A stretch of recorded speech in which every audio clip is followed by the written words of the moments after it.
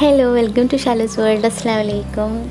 ഇന്ന് അവിടെ ഉണ്ടാക്കുന്നത് വളരെ സിമ്പിളായ നമ്മുടെ പുട്ട് ഐസ്ക്രീമാണ്.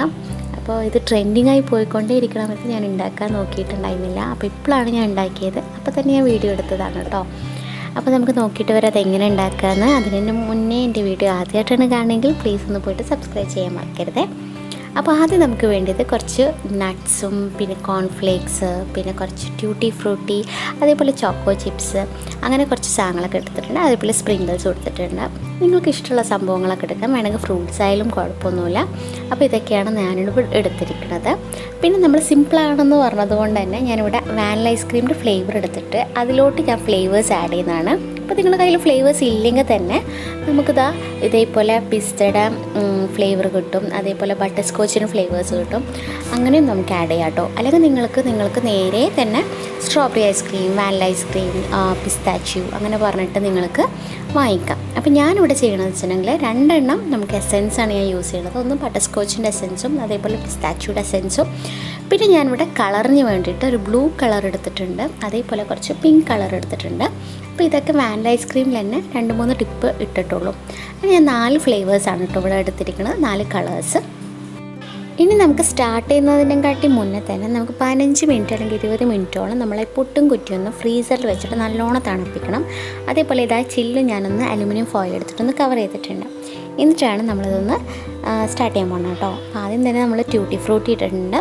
അപ്പോൾ ട്യൂട്ടി ഫ്രൂട്ടി നിങ്ങൾ ഏതാണ് ഉള്ളത് അത് തന്നെ നമുക്ക് ആഡ് ചെയ്യാം കേട്ടോ.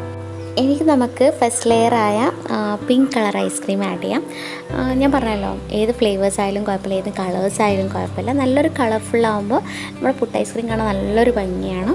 അതേപോലെ ഐസ്ക്രീം ഇടുമ്പോൾ ഐസ്ക്രീം ഒരുപാട് അലിഞ്ഞ ഐസ്ക്രീം ഇടരുത്. കാരണം ബാക്കിയുള്ള നട്ട്സും ട്യൂട്ടി ഫ്രൂട്ടിയും സ്പ്രിങ്കിൾസൊക്കെ താഴെ വന്നിട്ട് ഐസ്ക്രീം മാത്രം അലോട്ടാവും.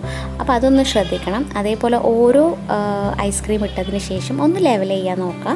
അപ്പോൾ നല്ല ഭംഗിയിൽ നമുക്കത് കിട്ടും. നല്ല ലെവൽ ചെയ്തിട്ട് ജസ്റ്റ് ഒന്ന് പ്രസ് ചെയ്ത് കൊടുത്താൽ മതി. എന്നിട്ട് വേണം നെക്സ്റ്റ് ലെയർ ആഡ് ചെയ്യാൻ.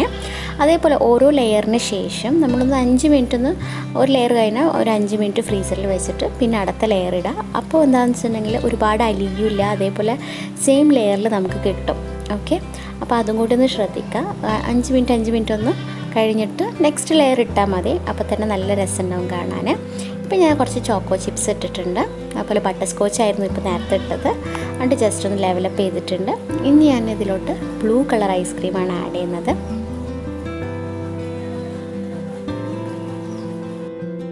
ഞാനിപ്പോൾ ഇത് ഉണ്ടാക്കുന്നത് മുളയുടെ പുട്ടുംകുറ്റിയിലാണ്. നമുക്ക് മുളയുടെ പുട്ടുംകുറ്റി ആയാലും കുഴപ്പമില്ല, സ്റ്റീലിൻ്റെ പുട്ടുംകുറ്റി ആയാലും കുഴപ്പമില്ല, അലുമിനിയത്തിലായാലും കുഴപ്പമൊന്നുമില്ല. ഏതാണെങ്കിലും സംഭവം 15 മിനിറ്റ് അല്ലെങ്കിൽ 20 മിനിറ്റോളം നന്നായി ഫ്രീസ് ചെയ്തിട്ട് മാത്രം നമ്മൾ ചെയ്യാൻ പാടുള്ളൂ എന്നേ ഉള്ളൂ. അപ്പോൾ ഇത് എൻ്റെ കയ്യിലില്ല, അതുകൊണ്ട് ഞാൻ ഉണ്ടാക്കുന്നില്ല എന്ന് വിചാരിക്കരുത് കേട്ടോ. ഇനി നമുക്ക് കുറച്ച് നട്ട്സ് ഇടാം. അതേപോലെ നട്ട്സ് ഇടുമ്പോൾ തന്നെ ഒരുപാട് ഞാൻ കുറേ ഇട്ടിട്ടുണ്ടായിരുന്നു. എന്താണെങ്കിലും ഒരുപാട് ഇട്ടിട്ടുണ്ട്. കാരണം കഴിക്കാനൊക്കെ നല്ല രസമായതുകൊണ്ട് ഒരുപാട് ഇടാം. നമുക്ക് അതിനൊന്നും ഒരളവില്ല കേട്ടോ. ഇനി നമുക്ക് പിസ്താച്ചിയോയുടെ ഫ്ലേവർ ഇടാം കേട്ടോ.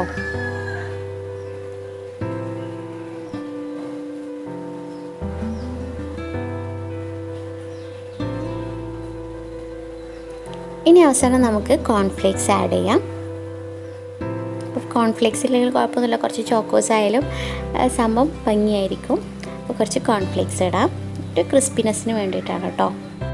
അപ്പോൾ 4 ലെയർ ആകുമ്പോൾ തന്നെ നമ്മൾ പുട്ടുംകുറ്റി ഫുള്ളായിട്ടുണ്ട്. ഈ ഒരു 3-4 മണിക്കൂർ നല്ലോണം ഒന്ന് ഫ്രീസ് ചെയ്യുക, അടച്ച് വെച്ചിട്ട്.